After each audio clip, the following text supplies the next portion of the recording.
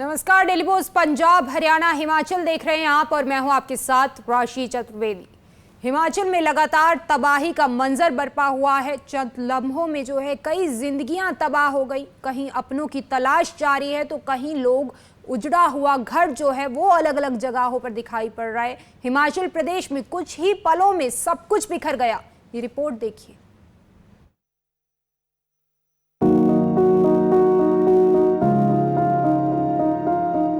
Mummy और बहन को देखने का इंतजार कर रहा हूँ।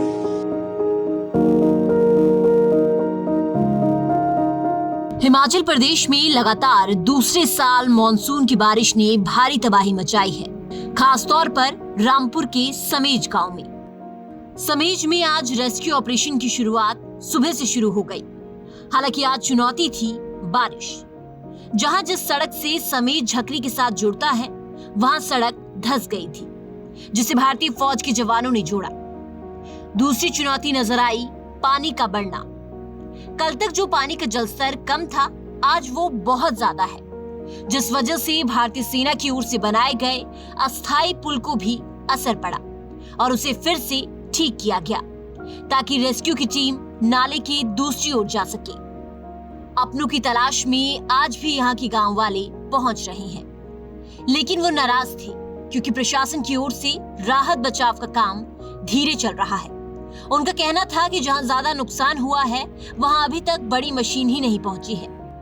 इस बीच हमारी मुलाकात हुई 12 साल के बच्चे से, जो अपनी मां और बहन की तलाश में है। 3 दिन से रोज सुबह ये बच्चा आता है और शाम को चला जाता है, क्योंकि जिस दिन बादल फटा उस दिन वो घर पर नहीं था, इसलिए उसकी जान बच गई। बच्चे का कहना है कि प्रशासन से मेरी मांग है कि यहाँ पर मशीन भेजी जाए ताकि मेरी माँ और बहन का कुछ पता लग सके। प्रशासन से ये अपील है मेरी कि यहाँ पर मशीन लगाओ। मम्मी है, दीदी है यहाँ पर, वो मिलनी चाहिए हमें। ये कि यहाँ पर मशीन लगनी चाहिए। तीसरा दिन है आज। मैं मम्मी और बहन को देखने का इंतजार कर रहा हूँ। आज घटनास्थल का जायजा लेने के लिए हिमाचल के पीडब्ल्यूडी मिनिस्टर विक्रमादित्य सिंह और मंडी की पूर्व सांसद प्रतिभा सिंह पहुंची, जहां विक्रमादित्य सिंह ने कहा कि लगातार यही कोशिश है कि लोगों को फौरी राहत दी जाए। बीते दिन सीएम ने यहां पर ऐलान किया था कि 50,000 हर पीड़ित को दिए जाएंगे। वहीं उन्होंने कहा कि केंद्र सरकार से मांग है कि खासकर गृह मंत्री अमित शाह जल्द से जल्द हिमाचल को कोई स्पेशल पैकेज दें। मंडी से सांसद कंगना रनौत के यहाँ न आने पर उन्होंने कहा कि इस वक्त में कोई राजनीति नहीं करना चाहता, लेकिन क्योंकि मॉनसून सेशन चल रहा है तो कंगना के अलावा सभी लोकसभा सांसदों को लोकसभा सत्र में हिमाचल में आई आपदा का जिक्र जरूर करना चाहिए। We are working overtime. The government machinery is working overtime. All volunteers are working overtime. All paramilitary forces are working overtime. The prime concern right now is to retrieve the assumed dead bodies who have succumbed to this flood over the period of 2 days.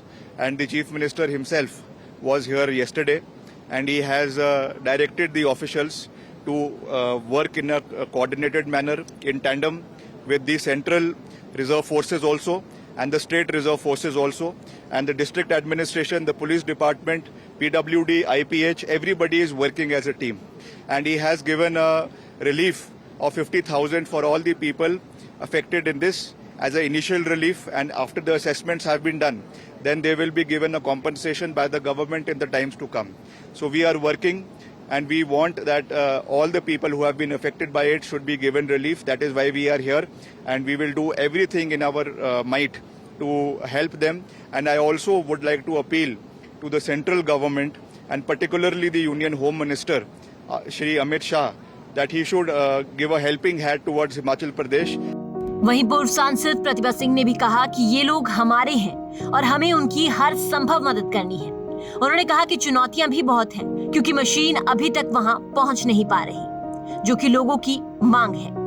Kangana Ranaut के यहाँ न पहुंचने पर उन्होंने कहा कि मैं उनके ऊपर कोई कमेंट नहीं करना चाहती। मुझे किसी ने एडवाइस नहीं किया। कल दिल्ली में थी, कल रात को मैं रामपुर पहुंची और आज यहाँ, क्योंकि मुझे मेरे लोगों की फिक्र है। वो तो है, वो तो हमने पिछली बार भी कहा था। आई थिंक ये कैबिनेट में भी पास हुआ है, सरकार के ध्यानार्थ भी लाया गया है कि कोई भी परिवार नदी नालों के घर वहां पर रिहाइश ना करे उनको यहाँ से निकाल कर कहीं ऐसी जगह में रखा जाएगा जहाँ वो सुरक्षित महसूस करें और सेफ हो। चैलेंजेस अभी क्या मैम इन्होंने बताए हैं जो रेस्क्यू टीम्स को आ रहे हैं?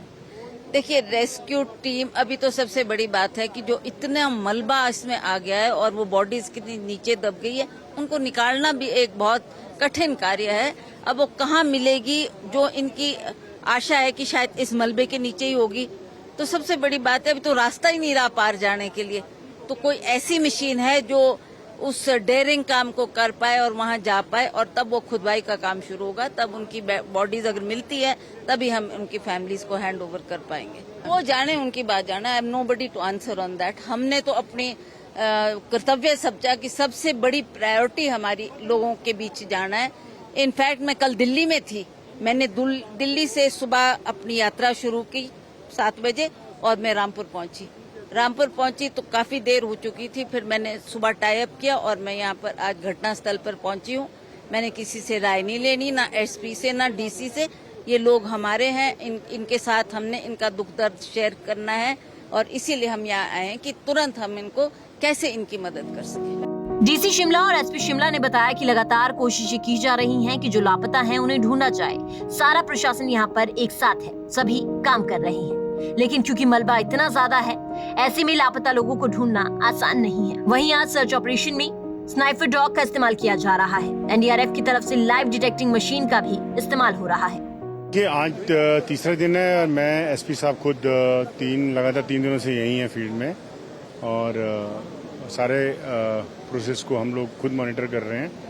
लेकिन आपने देखा डैमेज किस तरह से है, जो दोनों जो ऊपर से स्ट्रीम्स आती हैं, उसका कॉन्फ्लैक्स में उसका प्रेशर कितना हाई है। और आपने देखा एक बसा बसाया गांव जो है वो उजड़ गया है। उसके बाद 15 मीटर जाके नीचे इसमें से ज़मीन उखड़ करके गई है। देखिए, लंबा स्ट्रेच है, इसमें बहुत लंबे स्ट्रेच पर जो है वो रेस्क्यू ऑपरेशन, सर्च ऑपरेशन जो है वो चल रहा है। तो ऑब्वियसली बात आपकी सही है। अब इसमें 33 लोग तो एक सेक्शन से और 3 कुल्लू साइड से 36 लोग तो इसी जगह में जो इंसिडेंट हुआ है मिसिंग है। तो कॉम्प्लेक्स सिचुएशन है, बहुत दिखते हैं इस ऑपरेशन में, पानी का फ्लो भी तेज है। और उसके बाद इस सर्च ऑपरेशन को आर्मी, CISF, BS, अपने ITBP, CISF, पुलिस, होमगार्ड और ये सब मिलकर के कर रहे हैं with the help of local people, local panchayat, right up to जो सुनी डैम है वहाँ तक। तो प्रेशर इतना पानी का फ्लो है और ज़मीन आपने देखा दोनों तरफ से कितनी उखड़ करके गई है। तो चैलेंजिंग है, डिफ़िकल्ट है। सब लोग काफ़ी स्ट्रेटेजिक तरीके से हम लोग एक ऑपरेशन, हमने इतनी फोर्सेस का जॉइंट ऑपरेशन चलाया हुआ है और we are trying our level best. Armies on job, NDRF, SDRF, district police, state police, सभी एजेंसीज मिलकर काम कर रही हैं। तो जो हमारे 3 एस्पेक्ट्स रहते हैं, rescue and relief and shelter as well as retrieval, सभी प्रीमाइसेस पे हम काम कर रहे हैं। बट वी कैन नॉट से कि ये कितने समय में हो जाएगा। कोशिश लगातार जारी है कि ਛੇਤੀ ਤੋਂ ਛੇਤੀ ਰੈਸਕਿਊ ਆਪਰੇਸ਼ਨ ਕਰ ਜਿਹੜੇ 36 ਲੋਕ ਮਿਸਿੰਗ ਨੇ ਉਹਨਾਂ ਨੂੰ ਲੱਭਿਆ ਜਾਵੇ। ਜਿਹੜੀ ਇੱਕ ਡੈੱਡ ਬੋਡੀ ਸੁੰਨੀ ਦੇ ਵਿੱਚ ਮਿਲੀ ਹੈ ਉਹ 1 ਮਹੀਨੇ ਪੁਰਾਣੀ ਬੋਡੀ ਹੈ, ਇਹ ਵੀ ਪਤਾ ਲੱਗ ਗਿਆ। ਯਾਨੀ ਕਿ ਇਸ ਤਰਾਸਦੀ ਦੇ ਜਿਹੜੇ ਪੀੜਿਤ ਨੇ, ਜਿਹੜੇ ਕਿ ਹਾਲੇ ਤੱਕ ਨਹੀਂ ਮਿਲ ਰਹੇ, ਮਿਸਿੰਗ ਨੇ, ਉਹ ਹਾਲੇ ਤੱਕ ਰੈਸਕਿਊ ਟੀਮ ਦੇ ਹੱਥ ਨਹੀਂ ਲੱਗੇ ਹੈ ਤੇ ਰੈਸਕਿਊ ਆਪਰੇਸ਼ਨ ਜਾਰੀ ਰਹੇਗਾ। ਕੈਮਰਾ ਪਰਸਨ ਵਿਕਾਸ ਦੇ ਨਾਲ ਪੂਜਾ ਵਰਮਾ, ਡੇਲੀ ਪੋਸਟ ਪੰਜਾਬ, ਹਰਿਆਣਾ, ਹਿਮਾਚਲ।